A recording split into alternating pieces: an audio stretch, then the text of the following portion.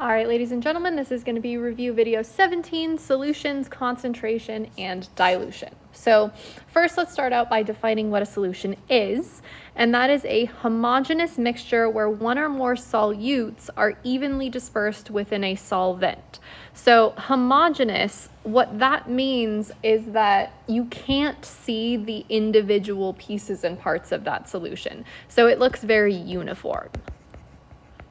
Right? So if we think about salt water, for example, once we stir all the salt into the water, you can't see where the salt is and where the water is. It looks like all one thing.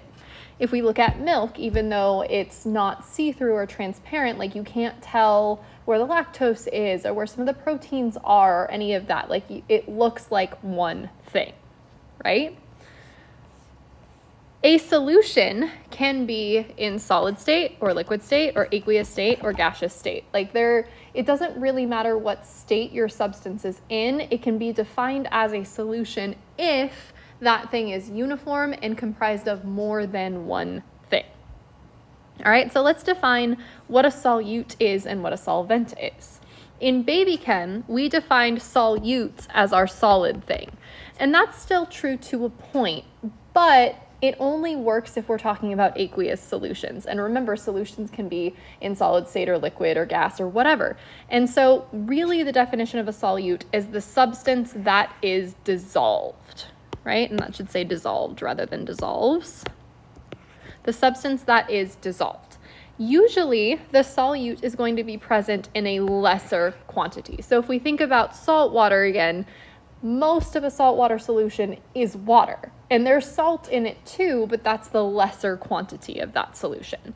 So again, it could be a solid if you're talking about an aqueous solution, but if we're talking about a solid or a liquid or a gaseous solution, it's not necessarily your solid thing. It is the thing that there's less of in the solution.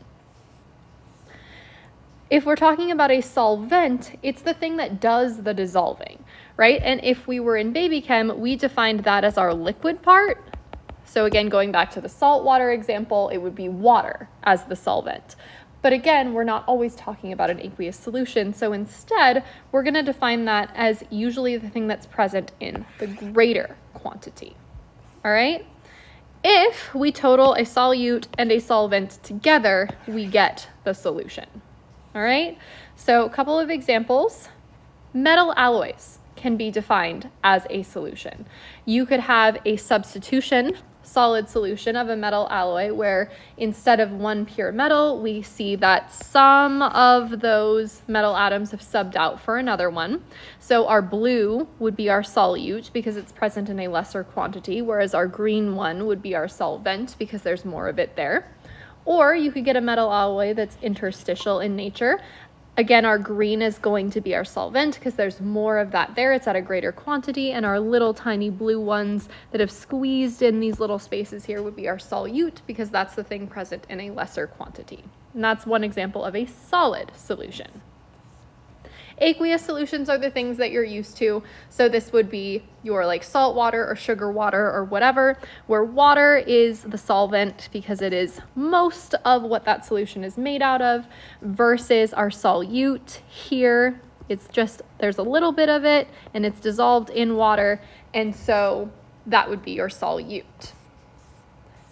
A gas mixture could also be a solution because if we have two different gases that mix together really evenly and you can't tell what the different pieces of that solution is, we can also define gas mixtures as a solution as well. In this instance, though, with hydrogen and oxygen gases you're seeing in this photo, it's really hard to tell what the solute is and what the solvent is because there looks to be relatively even amounts of both. So that's when the definition of lesser quantity and greater quantity can get a little bit hazy. Most of the time in this class, the nice thing is we will once again be dealing 99% of the time with aqueous solutions, so you're not really going to have to worry about trying to figure out solute versus solvent in a gaseous solution most of the time. What you are going to have to do, though, is math, right? Because as you learned probably in baby chem if you took that class, we do a lot of calculations about concentration and dilution, etc. And so you're going to have to deal with that in this class as well to a greater degree.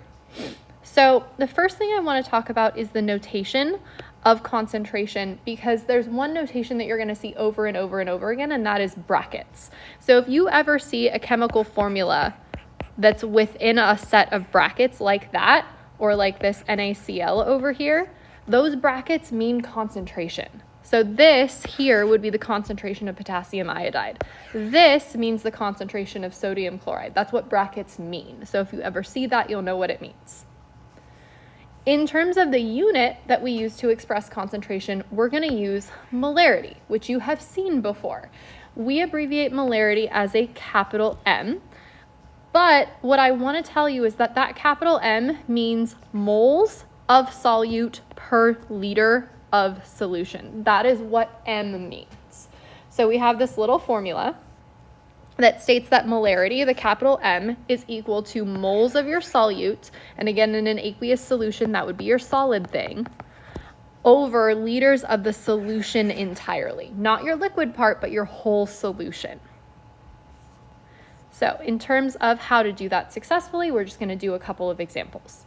So this example says how many grams of potassium chloride would be in 600 milliliters of a 2.5 molar solution. So we want grams, which is mass, and we are given information about volume.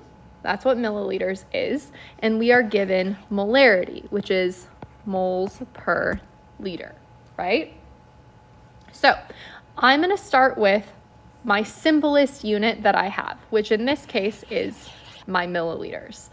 And looking at my formula, I know that I can't use milliliters in it. It has to be in liters. So my first move is going to be to convert milliliters to liters. So I'm going to take 600 milliliters and I'm going to go ahead and convert that into liters. And that is going to give me 0.6000 liters. Great. Now, I still want to know grams.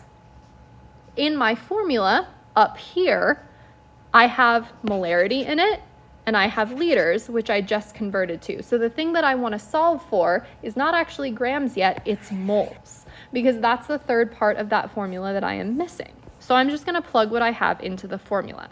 I know that my molarity is 2.50. I know that that's equal to some amount of moles, and I just figured out my liters. Now all I have to do is solve for x, and I'm going to do that by multiplying that 0.6000 on both sides. Need 1 second to plug that into a calculator, and that is going to give me x is equal to 1.50 moles. However, I am not done because the question asked for grams. It did not ask me for moles, and so I must solve for grams.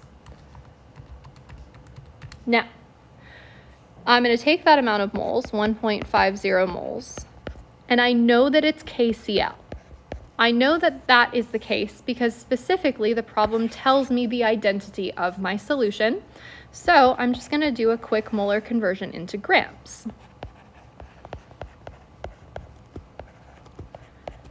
And quickly looking at the periodic table, if you add up K and Cl, you get 39.1 plus 35.45, and that gives me a molar mass of 74.55 grams. Multiplying that by 1.5 moles, that's going to give me 111.825 grams, which I'm going to round for sig figs to 112 grams. And that is going to be my answer. So to move on to our dilution formula, this one is usually used when you have a stock solution that's typically pretty concentrated and you need to get a solution of a different, usually lesser concentration. So our formula for that is M1V1 equals M2V2. So typically our M1V1 side is what you're starting with, and our M2V2 is what you need to end with, right? So initial versus final, right? M1 and M2 are both molarity, And then our V1 and V2 are both volume. That could be milliliters or liters or whatever. As long as our volume units match, it's fine. So, an example of how we would use that. How much of a 12 molar hydrochloric acid stock solution would you need to make 500 milliliters of a 3 molar HCl solution? Okay, so we have this concentration. So this is where we're starting out. So I'm going to call this M1. What we need to make is 500 milliliters of a 3 molar solution. So basically what I've done is I've just isolated the different pieces of my formula, right? So I want to know how much of my initial solution I need. So what I'm solving for is V1. I don't know that one. So I'm just going to plug everything else in where it goes. My M1 is 12 molar, so 12.0 molar. I don't know V1, that's what I'm solving for. M2, what I need is going to be my 3.00 molar, and I need 500 milliliters of it. I don't actually have to convert that into liters because, again, my volume units just need to match. And so basically if I use milliliters in this formula, my V1 should pop out in milliliters. So we have this formula. What's going to end up happening is I'm going to simplify and just use basic algebra to solve. So I have 12.0 times V1 on this side is going to be equal to 500 times 3, which is going to be 1500 on that side. I divide both sides by 12, and I get that V1 is equal to 125 milliliters. Now, quick sig fig check. I'm going to go back up to my problem. It looks like my lowest amount of sig figs is 3 sig figs, so this is a perfectly fine answer. So if I was doing this dilution and I wanted to make this side of the formula, I would take 125 milliliters of my concentrated solution and I would add water until I got to 500 milliliters, and that would give me the concentration that I need. Example 2. How much water would you add to 50 milliliters of a 5 molar sodium chloride solution to dilute it to 1.50 molarity? So initially, I have 50 milliliters, so that's going to be V1. And initially, I have a 5 molar solution, so that's going to be M1. I need to add water to it until I get to 1.5 molar, so that's M2. Now, this question is interesting because it specifically asks about water, not my new volume. But if I want to figure out how much water I need, I have to solve for my new volume because that's the only missing piece of my formula. So M1 is going to be 5.00 molar, V1 is going to be 50 milliliters, M2 is 1.50 molar, and V2 is what I am solving for, which will allow me to figure out how much water I need to add. So once again, we're going to simplify and we're going to solve. So we have 250 on that side, and then 1.50 V2 on that side. Divide both sides by 1.50. And I get that V2 is equal to roughly 167 milliliters. All right, so this is not my answer because this is the new volume of the solution. So what I need to figure out is how much water it took to get from this volume to this one. So I just need to subtract. And so to get water, I'm going to take my new volume, 167 milliliters, and I'm going to subtract out my initial volume. And that is going to give me 117.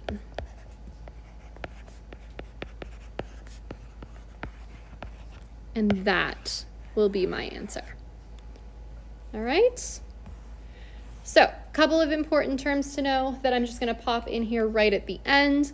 Electrolytes. That is a term that you hear now and again in AP chemistry. But when you hear about electrolytes, they are specifically substances that are able to conduct electricity when they are dissolved in water. So specifically, electrolytes are ionic compounds. So in drinks like Gatorade, when you see on the advertisements, Gatorade has a bunch of electrolytes, it has this, it has that. If you actually do a deep dive and look at the ingredients, you will find a bunch of ionic compounds in Gatorade. And that is why they are called electrolytes, because they can conduct that electricity. Non-electrolytes are simply substances that do not conduct electricity when dissolved in water. So any polar covalent compounds like sugar that you would dissolve in water that cannot actually conduct that electricity would be a non-electrolyte. If you have any problems understanding any of this, please let me know.